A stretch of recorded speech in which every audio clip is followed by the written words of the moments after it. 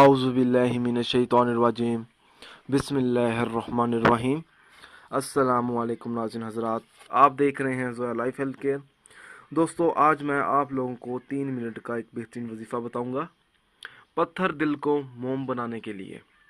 यानी अगर किसी शख्स का दिल सख्त है तो कोई ऐसा शख्स है जो चाहता है कि उसके दिल में मोहब्बत पैदा हो जाए, तो वो ये अमल करें। दोस्तों, इस वजीफ़े की इजाज़त बिल्कुल आम है। वज़ाइफ बताने से पहले मेरी आप लोगों से एक गुजारिश है। दोस्तों, ये जो वज़ाइफ मैं आप लोगों तक पहुंचा रहा हूं, इन वज़ाइफ को आप लोगों ने सिर्फ़ और सिर्फ जायज़ मकसद के लिए इस्तेमाल करना है। नाजायज़ मकसद के लिए हरगिज़ इस्तेमाल नहीं करना, वरना कोई फ़ायदा नहीं होगा।